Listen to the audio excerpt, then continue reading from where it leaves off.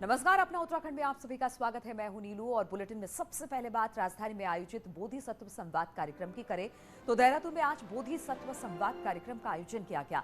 कार्यक्रम में सीएम धामी की भी शामिल हुए।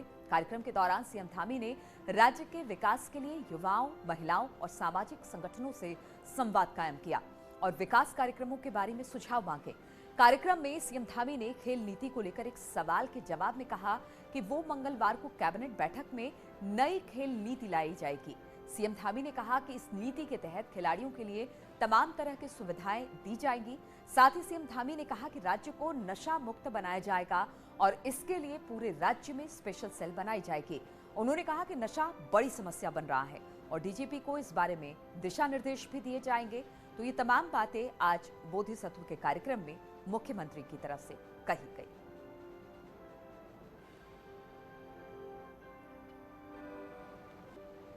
खेल नीति के बारे में आप सबको मुझे बताना है कि हम बहुत जल्दी हमारी कल कैबिनेट है, मंत्रिमंडल की बैठक है, कल हम नई खेल नीति को अप्रूव कर रहे हैं, उसमें ला रहे हैं और उसमें हमने बहुत सारे प्रावधान किए हैं। दैनिक भत्ता भी खिलाड़ियों का हमने बढ़ाया है, हमने जो है उनके खाने की व्यवस्था भी करी है, उनके किराए की व्यवस्था भी करी है, उनके लिए आगे आरक्षण की व्यवस्था भी करी है। सारी चीजें हम नई खेल नीति में ला रहे हैं, कल हमारी अप्रूव हो जाएगी। आप सबके सामने नई खेल नीति 2021 सुझाव है और इस पर मैं आज ही डीजीपी से आज बात करूंगा और इसमें नशा मुक्ति के लिए अलग से कोई दल बनाया जाए पुलिस की तरफ से, उसको रोकने के लिए, जो हर प्रकार से जो है। देहरादून में तो एसओपी पहले से जारी है, लेकिन हम पूरे प्रदेश के लिए उनसे कहेंगे कि इसमें अलग से कुछ व्यवस्था करें जल्दी ही, जो है, क्योंकि इसमें जो है ये बहुत बड़ा मामला है। और हल्द्वानी में बीजेपी और संघ की बैठक चल रही है, जिसमें प्रदेश अध्यक्ष मदन कौशिक भी शामिल है। बैठक में संघ और बीजेपी के पदाधिकारियों के शामिल होने की बात है। साथ ही सभी विधानसभाओं के विस्तारक भी इसमें शामिल हैं। हल्द्वानी में मदन कौशिक ने संघ पदाधिकारियों के साथ मुलाकात की और सह प्रांत प्रचारक और अन्य पदाधिकारियों के साथ बैठक हुई, जिसमें सरकार और संगठन के कामकाज को लेकर चर्चा की गई। नहीं, संघ के साथ इस प्रकार की समन्वय बैठक ये हमेशा ही होती है। संघ के साथ समन्वय बैठक केवल आज चुनाव के समय हो रही है ऐसा नहीं है, ये एक रूटीन कार्यक्रम है। साल में कम से कम 2 बार राष्ट्रीय स्वयंसेवक संघ के साथ उसके जो अलग अलग वैचारिक संगठन है उनके साथ समन्वय बैठक करते हैं। उसी के क्रम में ये भी बैठक आज हो रही है। और बीजेपी संघ के आज दूसरे दिन की बैठक है। इसी पर बातचीत करने के लिए शैलेंद्र नेगी इस वक्त हमारे साथ हल्द्वानी से जुड़ा है। शैलेंद्र, अगर आज की बात की जाए तो आज खास तौर पर किन किन मुद्दों पर चर्चा हुई है? देखिए, आज जो है 70 विधानसभाओं के 70 समन्वयक नियुक्त किए गए हैं। उसके अलावा पूर्णकालिक नियुक्त किए गए हैं राष्ट्रीय स्वयंसेवक संघ की तरफ से, अपनी तरफ से, और समन्वयक नियुक्त किए गए हैं बीजेपी की तरफ से, और प्रचारक हैं जो अलग अलग जिलों के, वो सब इसमें हिस्सा ले रहे हैं। और जो बीजेपी के किए हुए काम है, सरकार के किए हुए काम है, उनको किस तरीके से जनता के बीच में ले जाना है इन समन्वयकों के द्वारा, और एक्चुअल में ग्राउंड रियलिटी में बीजेपी की पोजीशन क्या है, जो सर्वे रिपोर्ट्स कह रही हैं उन वो क्या चीज है, इन सब पर चर्चा होनी है। क्योंकि बीजेपी की चिंता इस बात को लेकर के है कि जो 57 सीटें उसने 2017 में जीती थी और 60 के पार का लक्ष्य इस बार वो लेकर के चल रहे हैं, तो इस लक्ष्य को कैसे पाया जाए, ओवरऑल इस पर मंथन होना है। और संघ के जितने बड़े पदाधिकारी हैं प्रचार विभाग के से लेकर के, उसके अलावा प्रचारक हैं, वो सब इसमें हिस्सा ले रहे हैं। और बीजेपी के 2 प्रदेश महामंत्री राजू भंडारी और सुरेश भट्ट इसमें हिस्सा ले रहे हैं। और इसके साथ ही जो बीजेपी के पदाधिकारी हैं वो भी इसमें, अन्य जो जिला स्तर के पदाधिकारी हैं वो भी इसमें हिस्सा ले रहे हैं। तो ओवरऑल जो पूरा का पूरा इस बैठक का निचोड़ रहने वाला है वो ये रहने वाला है कि जो 60 के पार का लक्ष्य बीजेपी ने इस बार रखा है उसको किस तरीके से छुआ जाए और उसमें संघ किस तरीके से सहयोग कर सकता है, संघ की क्या रणनीति होगी, इस पर चर्चा होगी। चलिए शैलेंद्र, बहुत बहुत शुक्रिया आपका जानकारी देने के लिए। और उत्तराखंड वन विभाग में कई आईएफएस अधिकारियों का ट्रांसफर किया जा सकता है। आज अधिकारी के ट्रांसफर की लिस्ट भी जारी की जा सकती है। वन विभाग में बड़े फेरबदल की तैयारी की जा रही है, तो आईएफएस अफसरों का ट्रांसफर हो सकता है। इसको लेकर लिस्ट जारी की जा रही है। बातचीत करने के लिए सुनील नवप्रभात हमारे साथ जुड़ गए। सुनील, क्या जानकारी इसको लेकर? देखिए नीलू, आईएफएस के ट्रांसफर को लेकर लंबे समय से कवायद चल रही थी अब जो जानकारी हमें मिली है कि वन मंत्री के बाद मुख्यमंत्री भी अब ट्रांसफर फाइल पर साइन कर चुके हैं, तो बहुत संभावना है कि आज शाम को ये लिस्ट जारी हो सकती है और इस लिस्ट में बड़े पैमाने पर आईएफएस अफसरों के ट्रांसफर किए जा रहे हैं जो लंबे समय से लंबित पड़े हुए थे, चाहे वो फिर जो जिलों में काम करते हैं फॉरेस्ट डिवीजन ऑफिसर डीएफओ हो या फिर फॉरेस्ट हेडक्वार्टर में तैनात जो चीफ लेवल के ऑफिसर्स हैं, उनका नाम भी इस सूची में ऐड हो सकता है। खासकर उत्तराखंड के चीफ वाइल्ड लाइफ वार्डन, जो हमको जानकारी है कि चीफ वाइल्ड लाइफ वार्डन बदले जा सकते हैं, कई जिलों के डीएफओ बदले जा सकते हैं। तो कुल मिलाकर ये लंबे समय से एक कवायद थी जो आज शाम तक जो जानकारी मिली है कि आज शाम को आईएफएस ट्रांसफर की लिस्ट जारी हो जाएगी। ठीक है, बहुत बहुत शुक्रिया आपका सुनील हमारे साथ जुड़ने के लिए। और इस वक्त सीधे देहरादून का रुख करेंगे जहां पर सबकी योजना सबका विकास कार्यक्रम हो रहा है, जहां पर सीएम धामी कुछ बोल रहे हैं। पांडे जी मंच पर उपस्थित, आज हम जिस क्षेत्र में हैं जहां पर एक कार्यक्रम हो रहा है उसके होस्ट के नाते ये होस्ट है, आज आप सब लोग जहां आए हैं, यानी कि इन्हीं का आतिथ्य है यहाँ पर। ऐसे हमारे बहुत ही लोकप्रिय विधायक आदरणीय उमेश शर्मा कावल जी मंच पर विराजमान, हमारे कम समय में, जैसे मैं कम समय से मुख्यमंत्री हूँ वैसे कम समय से हमारे सचिव भी हैं, तो इन्होंने काफी सारी योजनाओं को धरातल पर उतारने का लगातार काम कर रहे हैं।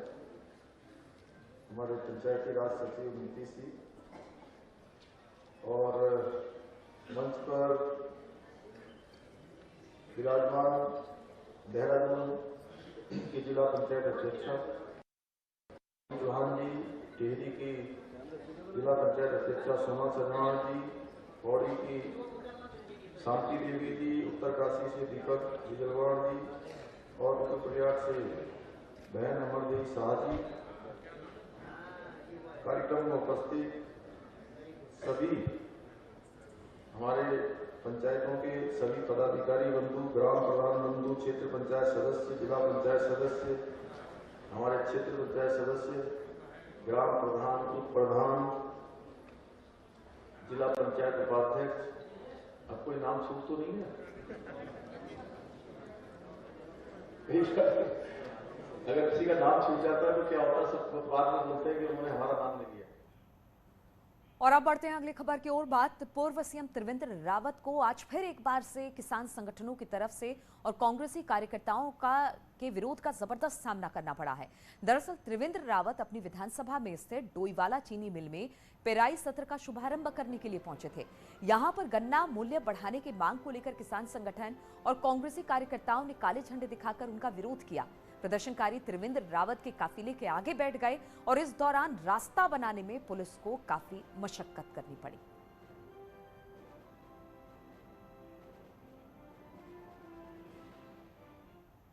और द्वितीय केदार भगवान मद मधेश्वर के धाम के कपाट आज शीतकाल के लिए बंद कर दिए गए। आज सुबह 8 बजे पौराणिक परंपराओं के अनुसार वैदिक मंत्रोच्चार के साथ बाबा के कपाट बंद कर दिए गए।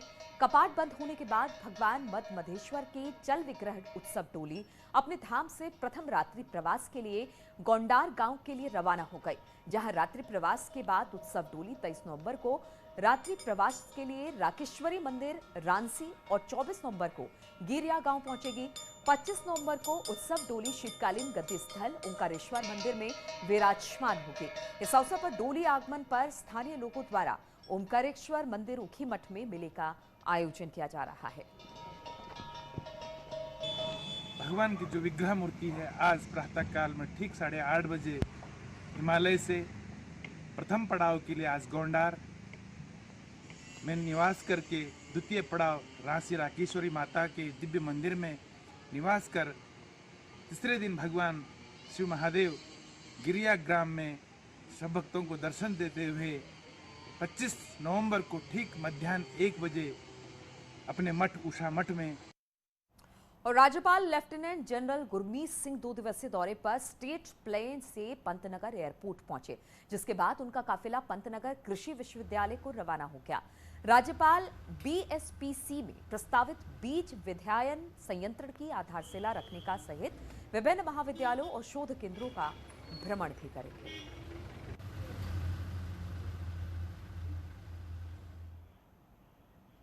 और पिछले दिनों आई आपदा को लेकर कांग्रेस ने सरकार को 5 दिन का समय दिया, लेकिन नैनीताल में हालात जस के तस है। 1 महीना बीत जाने के बाद भी कांग्रेस भी अपने दावे से दूर है, वहीं बीजेपी इसे अपनी जीत बता रही है।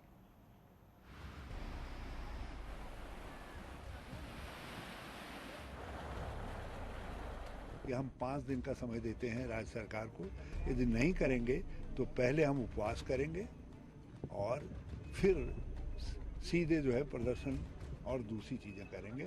कांग्रेस की इस हुंकार को अब 1 महीना बीत चुका है, लेकिन आपदा पीड़ितों के हालात जस के तस हैं। आपदा के बहाने सरकार से टकराने का ऐलान तो कांग्रेस ने कर दिया, लेकिन 1 महीना बीत जाने के बाद भी विपक्ष अपने ऐलान को खुद भूल गया। हालांकि जब सवाल उठा तो अब कांग्रेस को चुनाव से पहले आपदा पीड़ित फिर से याद आने लगे। इस तारीख को तहसील कुशियां कुटोली में परगना मजिस्ट्रेट के कार्यालय में धरना करने जा रही है कांग्रेस। इसकी शुरुआत हम लोग कर रहे हैं। यदि सरकार नहीं मानी, अब भी नहीं जागी, तो हम जिला मुख्यालय पर पूरे सारे जनपद नैनीताल के जितने जो आपदा प्रभावित क्षेत्रों के लोग हैं वो जनपद नैनीताल के मुख्यालय में, जिलाधिकारी मुख्यालय में डेरा डालेंगे।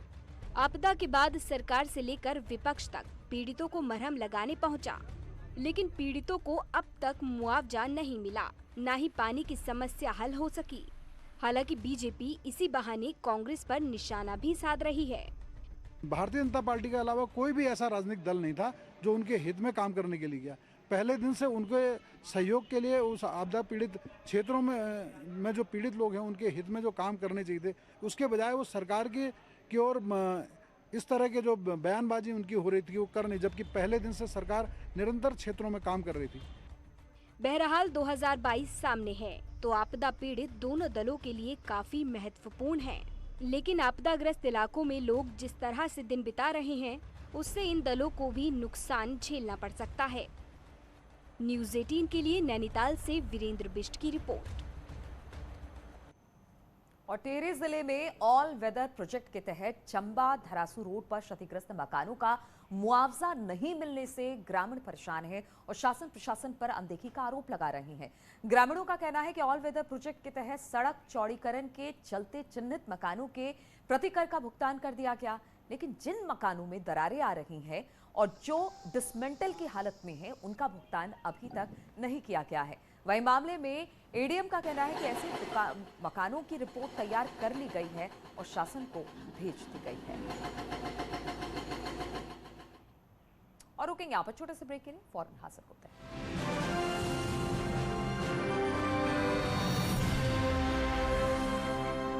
और कार्यकर्ता पूर्व सीएम मुलायम सिंह के जन्मदिन पर सीएम योगी ने उन्हें ट्वीट कर बधाई दी। सीएम ने लिखा, प्रभु श्री राम से आपके उत्तम स्वास्थ्य और सुदीर्घ जीवन की कामना करता हूं।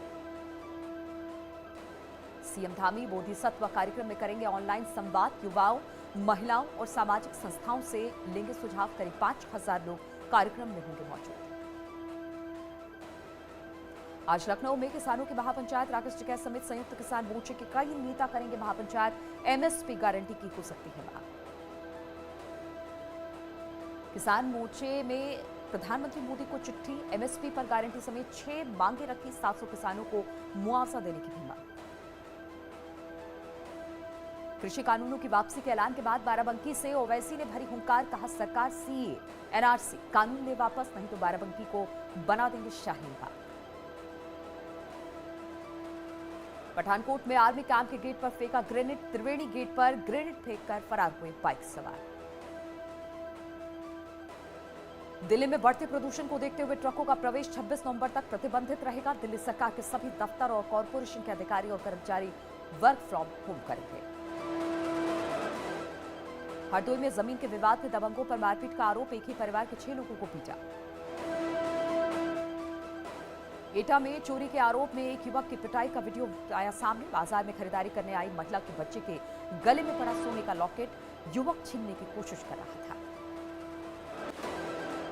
लखनऊ में शादी समारोह में 2 पक्षों में जमकर हुई मारपीट। रास्ते के बीच से बारात गुजरने को लेकर हुआ विवाद। कानपुर में शादी के दौरान डीजे पर डांस करने को लेकर विवाद हो गया। मारपीट हुई। बारात में आए 2 लोग घायल हुए। पुलिस ने उपद्रवियों को खदेड़ा। ललितपुर में दबंगों ने एक युवक को जमकर पीटा, पुरानी रंजिश बताई जा रही मारपीट की वजह। फतेहपुर में एसओजी टीम ने 2 गांजा तस्करों को घेराबंदी कर गिरफ्तार किया। पुलिस ने 10 किलो गांजा बरामद किया। तस्कर शहर के भांग के दुकानों में गांजा सप्लाई किया करते थे। कुशीनगर में पुलिस ने बाइक लूटने गैंग का पर्दाफाश करते हुए 7 शातिर लुटेरों को गिरफ्तार किया। 4 बाइकों के साथ 3 देसी तमंचे और 6 जिंदा कारतूस बरामद। फतेहपुर में एक लापता युवक का शव पड़ा मिला। परिजनों ने शव की शिनाख्त करते हुए हत्या का आरोप लगाया है। पुलिस मामले की तहकीकात में जुटी। पीलीभीत के हरिद्वार नेशनल हाईवे पर एक युवक का शव खेत पे पेड़ पर लटकता हुआ मिला। एक शराब की खाली बोतल भी सामने मिली। पुलिस मामले की छानबीन में जुटी। आगरा में जूता सोल मटेरियल गोदाम में लगी भीषण आग। दमकल की 4 गाड़ियों ने आग पर काबू पाया। आग से लाखों का माल जलकर खाक। हापुड़ में एक मैरिज हॉल में लगी आग। शादी समारोह में आग लगने से मची अफरा तफरी। किचन में रखे एक के बाद एक सिलेंडर फटने से लगी आग। एटा में किराने के गोदाम में शॉर्ट सर्किट से आग लगी। गोदाम में रखा सारा सामान जलकर खाक हो गया। कड़ी मुशक्कत के बाद आग पर काबू पाया जा सका।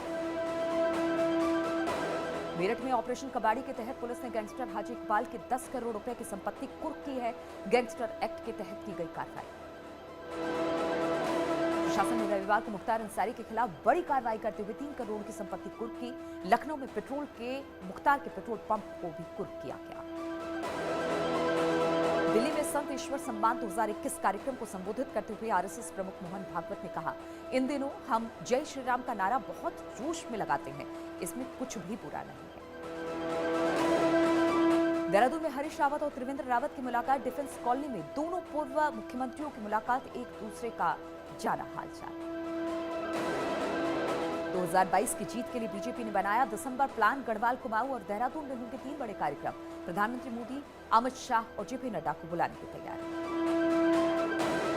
कर्मचारियों की आज होने वाली हड़ताल स्थगित। सीएम धामी से मुलाकात के बाद लिया गया फैसला।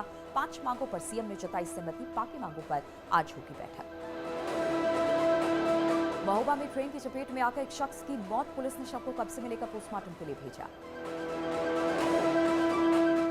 झांसी में ट्रैक्टर और डंपर पर जोरदार टक्कर। हादसे में 2 लोगों की मौत, करीब 24 घायल। सहारनपुर में तेज रफ्तार बाइक बेकाबू होकर खाई में जा गिरी। हादसे में 3 लोगों की मौत। शामली में रोडवेज बस हादसे में कई यात्री घायल। घायलों को शामली जिला अस्पताल में भर्ती कराया गया।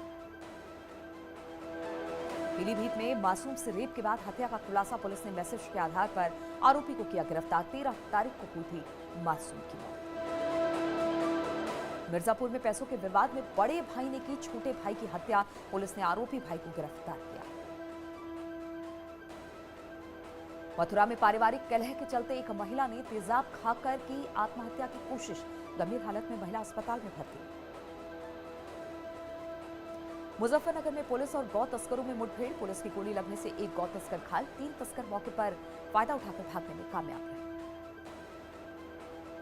संभल में पुलिस ने शख्स की हत्या का खुलासा किया। बेटी ने अपने प्रेमी के साथ मिलकर की पिता की हत्या। दोनों आरोपी गिरफ्तार।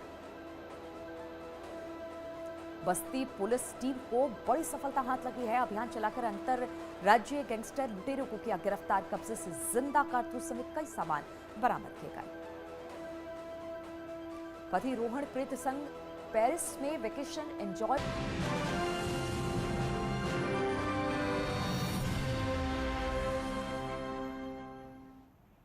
और इस वक्त देहरादून में कार्यक्रम है जिसमें सीएम धामी कह रहे हैं कुछ। आइए सीधे चलते हैं इस कार्यक्रम करना पड़ रहा है, क्योंकि इतना हमारे ऊपर प्रेशर है। जो आप लोगों ने निर्णय लिया है, सरकार ने जो निर्णय लिया है कि सारे सरकारी पदों को भरना है। मैं आपसे कहना चाहता हूं कि हम 24 के 24,000 पदों को भरेंगे। इसके अलावा भी विभिन्न विभागों में हम और सर्च कर रहे हैं कि और कहां पद खाली है, कहां पर और हम भर्तियां कर सकते हैं। उसके लिए हम लगातार प्रयास कर रहे हैं। लेकिन इन 24,000 पदों से हम 10-15,000 और भी भर्तियां कर देंगे। मान लीजिए हम 25,000 और कर देंगे तो कितने हजार, 85,000 लोगों को रोजगार दे पाएंगे। जो सच है मैं वो आपके सामने कह रहा हूं, क्योंकि आप लोग, मैं यहां पर आ रहा था तो मीडिया के लोग मुझसे पूछ रहे थे कि आज आपने जो ये सबकी योजना सबका विकास जो प्रारंभ किया है क्या है। मैंने कहा कि ये लोग एक सेतु का काम करेंगे सरकार के बीच में, जो आपकी सरकार है और जो प्रदेश की सरकार है। उस सरकार के बीच में आप सब लोग सेतु का काम करेंगे। जो सरकार की योजनाएं हैं वो नीचे तक ले जाने का काम करेंगे और हम आम जन तक पहुंचाने का काम करेंगे। तो निश्चित रूप से तब मैं उनसे कह रहा था कि ये एक सेतु है हमारे बीच के। तो मैंने कहा कि अगर 50,000 लोगों को भी रोजगार दे पाएंगे तब भी कम है। इसके लिए हमने कहा कि हम स्वरोजगार के लिए, जैसे अभी हमने मुख्यमंत्री रोजगार योजना, उसमें जगह जगह पर हम मेले लगा रहे हैं, जगह जगह पर उनके स्टॉल लगाए जा रहे हैं, जहां भी हो रहा है कार्यक्रम हो रहे हैं। और साथ में हमने कहा है कि अब जो रोजगार के मेले लगाए जाते हैं वो मेले केवल औपचारिकता के लिए न लगाए जाए। इसके लिए हमने बड़ी बैठक करी, सचिवालय में 2-3 बार मैं बैठक कर चुका हूं और हमने बैंक के लोगों से भी अनुरोध किया कि आप लोग केवल औपचारिकता मत करिए कि हजारों फार्म भरे जाते हैं और हजारों फार्म भरे जाने के बाद सैकड़ों लोगों के भी आवेदन वहां बैंक में स्वीकार नहीं होते हैं। तो स्थिति बड़ी खराब हो जाती है। इतनी स्थिति खराब हो जाती है कि जो नौजवान, जो युवा भाई बहन जो नौकरी के लिए जाना चाहते हैं, नौकरी प्राप्त करना चाहते हैं, वो सोचते हैं कि हम नौकरी ही प्राप्त कर लें, रोजगार नहीं करेंगे। रोजगार करने में कहीं मिलता ही नहीं। कोई कहता है यहाँ एक जगह पर फार्म भरवाया गया तो चरित्र प्रमाण पत्र नहीं बनाया, दूसरा कहता है यहाँ पर जो है जाति प्रमाण पत्र लाओ, कोई कहता है निवास प्रमाण पत्र लाइए, वो बेचारा घूमते रहता है। तो हमने कहा इसमें हम सिंगल विंडो सिस्टम के आधार पर काम करेंगे। एक ही स्थान पर प्रमाण पत्र बनेंगे, एक ही स्थान पर बैंक के लोग आएंगे, वहीं पर उनके फार्मों की स्क्रूटनी होगी। धीरे धीरे हमें सुधार की तरफ जा रहे हैं और हमने मुख्यमंत्री नैनो योजना चलाई। उसके तहत भी हम अधिकांश लोगों को कोशिश करेंगे कि जो लोग रोजगार करना चाहते हैं वो रोजगार से जुड़े, वो मुख्य धारा में आए, अपना स्वरोजगार खड़ा करें। हमारी जो बहनें, मैं देख रहा हूं इसमें मातृशक्ति हमारी बहनों की बड़ी संख्या है। तो जो राष्ट्रीय आजीविका मिशन के तहत हमारे ग्राम संगठन चलते हैं, स्वयं सहायता समूह चलते हैं, पंडित दीनदयाल जो हमारी योजना चली है, उस योजना के तहत हमने 3 लाख रुपए तक का जो ऋण है वो बिना ब्याज के देने की व्यवस्था करी है, जिससे कि वो अपने पैरों पर खड़े रहे। इस कोरोना महामारी के समय में ऐसी बहनें जो स्वयं सहायता समूह चलाती हैं और रुकेंगे छोटे से ब्रेक के लिए।